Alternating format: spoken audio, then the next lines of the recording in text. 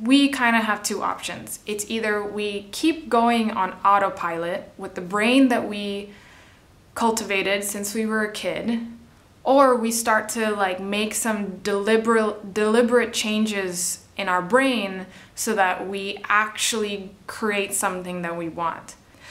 Hey guys, today I want to talk to you guys about parenting. So you know that I'm very interested in personal development and self-help, and so a big disclaimer, I am not a psychologist, I didn't go to school for this, I'm not trained. This is just something that I'm personally so fascinated by. I love studying about the brain and the mind and how it affects our feelings and actions, and I learn a lot of this stuff to help myself, and it makes me very passionate and very motivated to share anything I learn with other people.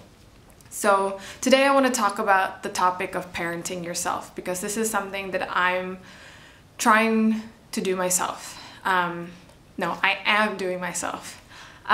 So first I thought we could talk about what a parent is, and I think what a parent is someone's responsibility to make a child survive in the world, and essentially they teach a child how to act and behave in order to survive.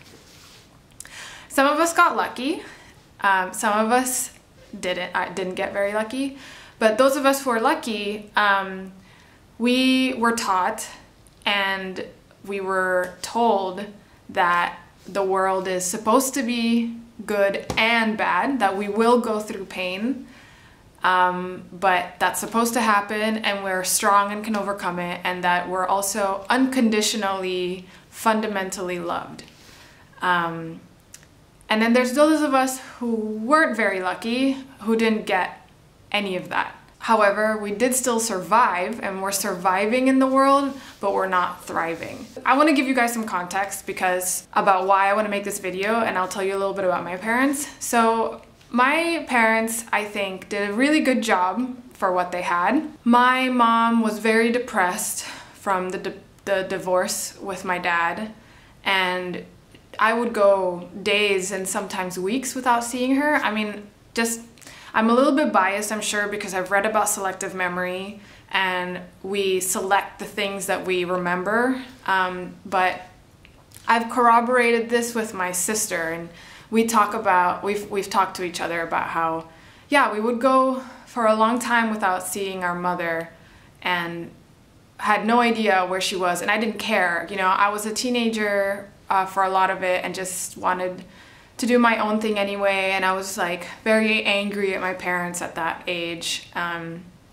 And my dad, since my parents were divorced, was living somewhere else, and he had a temper. He was not a violent person at all, but he definitely had a temper, which as a child I think definitely made me, like, you know, just kind of stay away from him. And then as I got older, that just got worse and worse. Like, I just didn't want to be around his temper. And also at the same time, I think he just has a very difficult time communicating.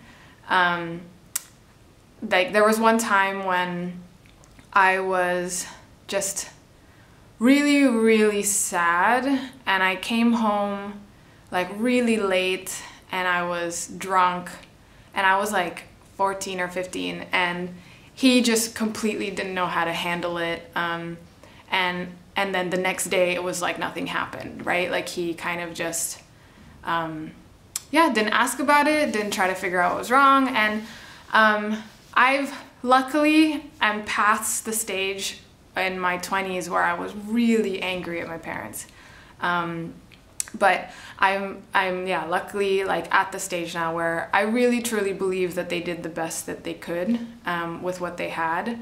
Like, parents are just kids having kids, and so I can't expect them to have known any better. And knowing their parents, like my grandparents, I guess, knowing what I heard about them, it's no surprise that they are the way they are. However, they showed love in the best way they knew how, and I think I turned out not bad.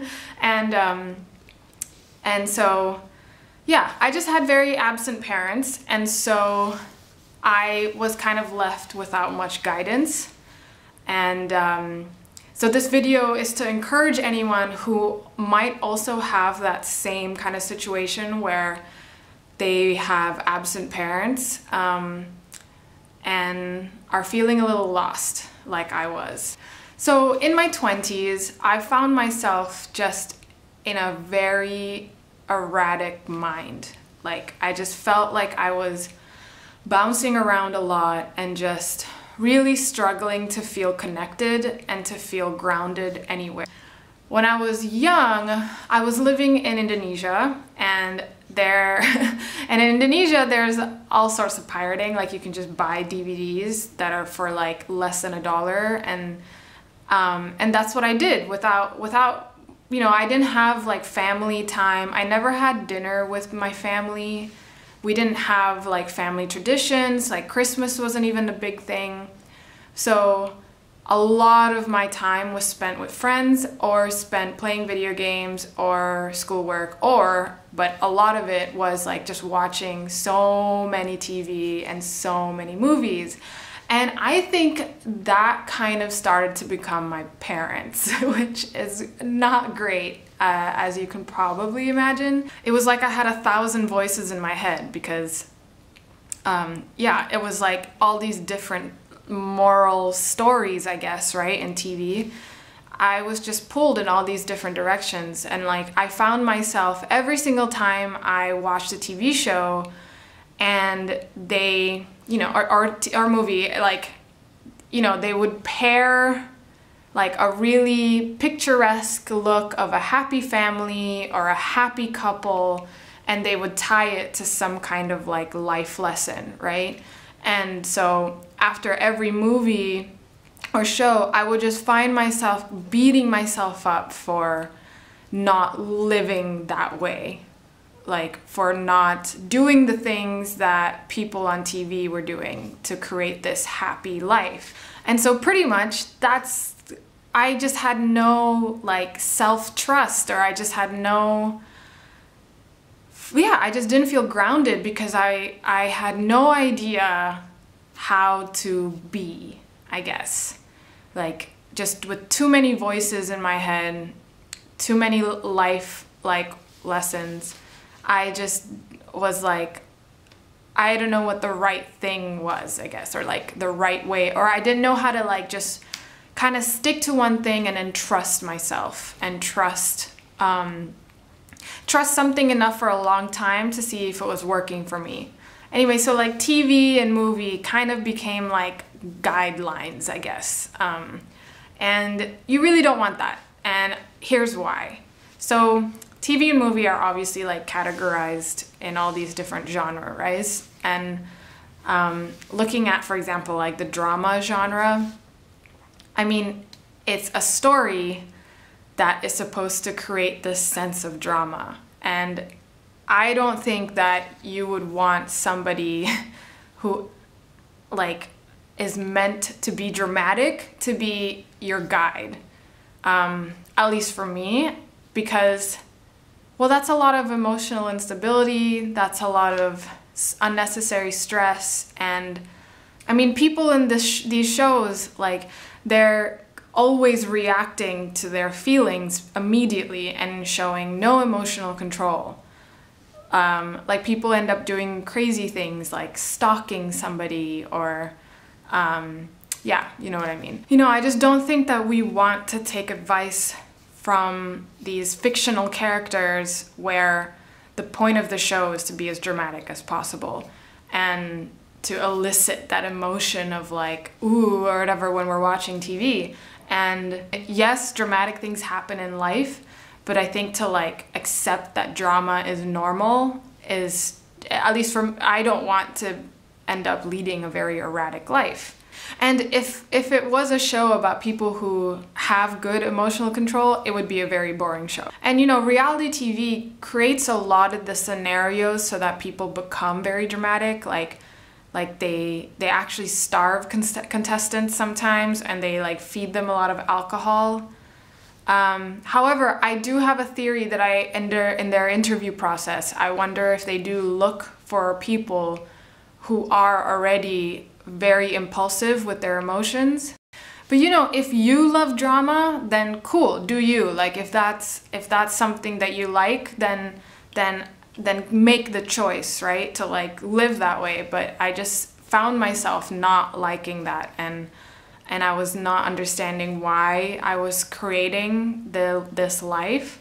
And so yeah, that's where the whole concept of parenting myself comes in. And I've been doing a lot of studying and reading and, you know, listening and watching everything that I can to like learn and apply it to my life.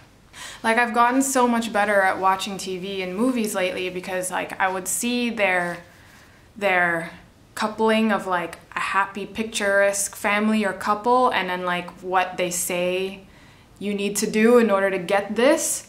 Like I've been able to be able to say like, nope, like that's not for me or that is for me, and just kind of like found a little bit more trust in myself about what I want it to do and what I want out of life. And you know, I guess like what I'm just trying to say is just don't let the media become your parent, because I think a lot of the times media isn't there to really teach you anything. A lot of the times what they're trying to do is elicit emotions in you so that you buy things or that you do things so that they make money. And I mean, our whole culture is trying to orchestrate a lot of us to be as insecure as possible so that we buy things thinking that it'll make us feel a little bit more secure.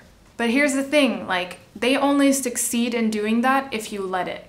So essentially we kind of have two options. It's either we keep going on autopilot with the brain that we cultivated since we were a kid, or we start to like make some deliberate changes in our brain so that we actually create something that we want.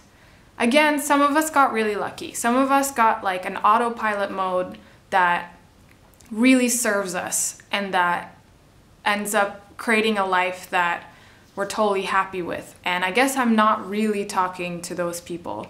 I'm talking to people who are like me, who had an autopilot brain that wasn't serving me, that was actually recreating a lot of the unhappy things about my childhood into my adult life.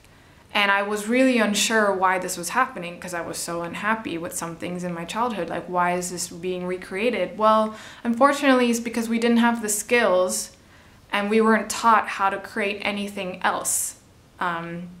We just kind of end up repeating things unless we start to really parent ourselves and take control of our own mind to then create something we'd rather want.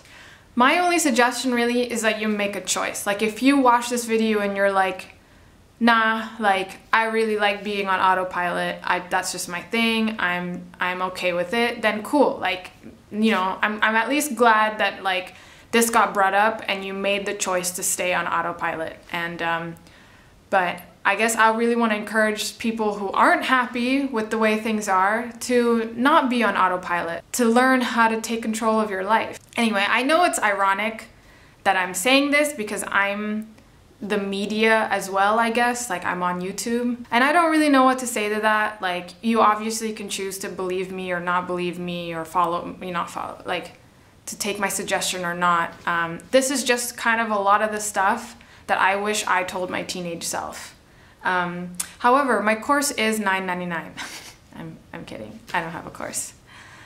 So this video isn't really telling you how to parent yourself. I'm still figuring that out too. But I think there's just like 3 key things that I think like you should, I don't know, like research or try and learn about somehow. And that's pretty much like raising your self-awareness. I think that's the biggest thing. And for me, the best way that I've been doing that is to do what Brooke Castillo, my favorite person, say is the model. And it's pretty much where you understand how your thoughts affect your feeling, affect your thoughts, and then it creates your results. That you learn how to soothe yourself during really emotional periods. And third, to learn how to have your own back. Anyway, I hope this was interesting at all to some of you. It's really interesting stuff to me. Yeah, please let me know what you think, because I always love talking about this stuff. Cool. Well, thanks for watching, and I'll see you guys in another video. Bye.